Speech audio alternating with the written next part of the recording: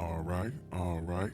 Welcome everybody to the BC Case Files. I'm your host, Brandon Cooper, and thank you for finding yourself on this page. Make sure you like, comment, and subscribe.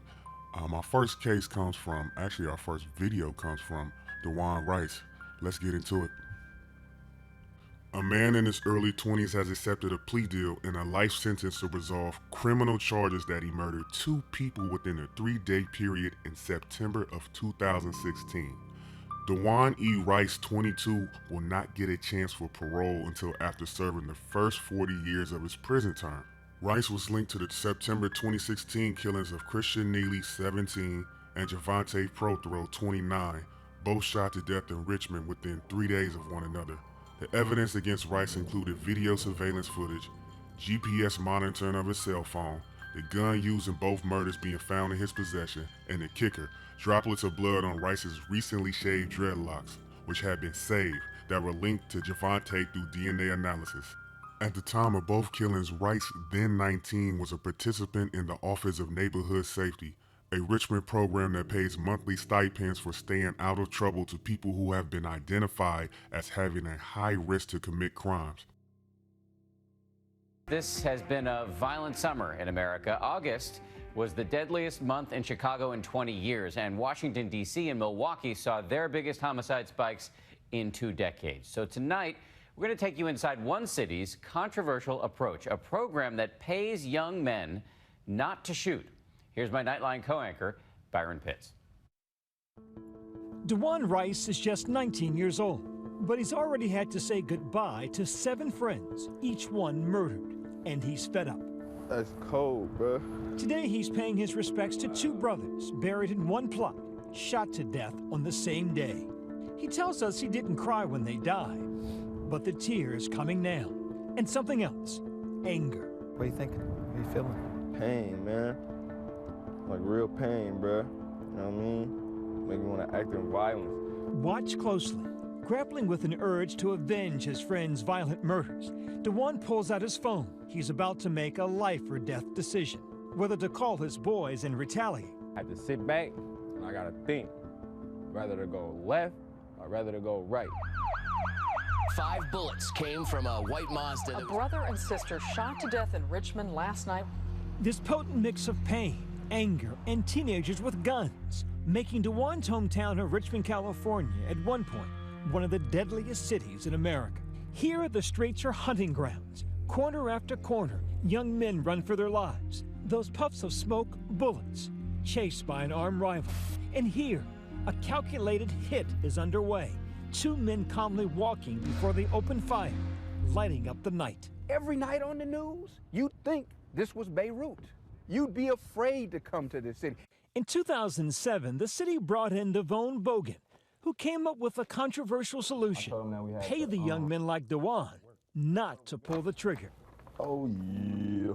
That's right. The better the behavior, the better the paycheck. Ain't that funny? This month, Dawaun got the maximum, $1,300.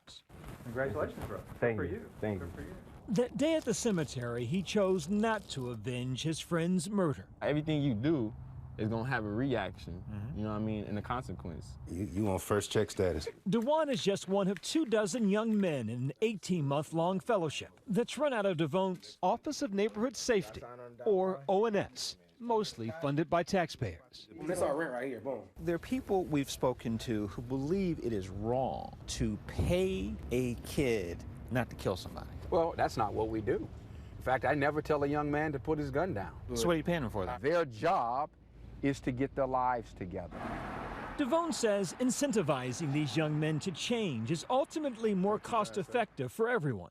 One murder costs nearly $500,000 on average, almost all of it paid by taxpayers. I painted all those cabinets right there. So far, the investment in Dawaun is paying off. He just got his first on-the-books paying job. When the people come in here and they move into their house, they would never know that little black kid from Richmond did it. You know what I mean? They'd never know. Progress for a young man who was first arrested at age 12 for armed robbery.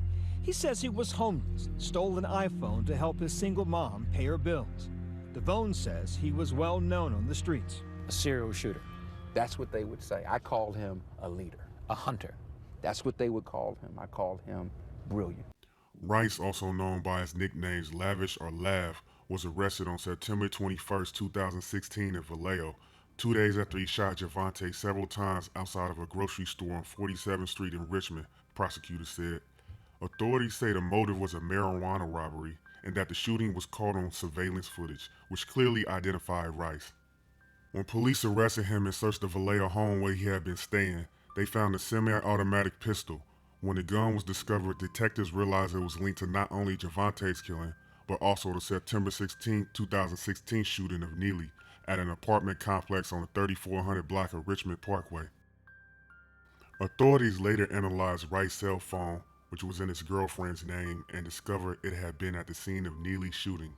Before making this link, a Richmond detective interviewed Rice about Javante's murder, but Rice denied he had been involved and said that the shooter seen on video was not him, according to the police testimony before the Contra Costa County grand jury that indicted Rice May 2017. When authorities arrested Rice, they noticed something else. He was known for having long dreadlocks, but they had been shaved off.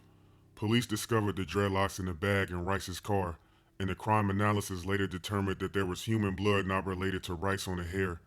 The analysis testified the chances of blood not being Javante's were astronomical. After identifying Rice as a suspect in Neely's killing, police interviewed a friend of Neely's who revealed what happened the day of the shooting. Neely and two others, friends of Rice, were playing a basketball video game, NBA 2K16, when one of the people pulled out an empty .22 caliber pistol and began showing it off.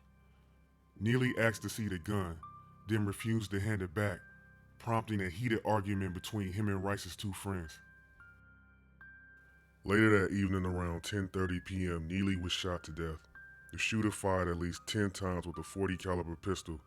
The empty .22 caliber gun was found next to Neely's body.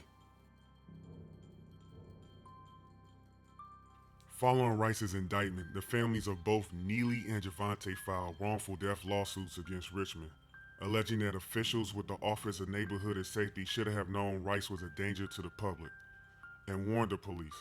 Judge Charles Treat threw out both lawsuits in August 2018, noting that it was unlikely that Rice was not already on the police department's radar.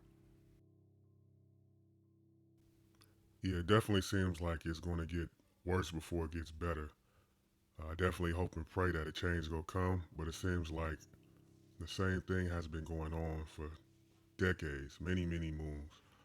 I think first we have to stop putting our faith in the man and put our faith into the Most High, Yah. That's where it starts and that's where it stops. But until then, we will get the same outcome. How have putting our faith in men benefited us so far? It hasn't. But until next time, thank you. Like, comment, and subscribe. Brandon Cooper, the BC Files.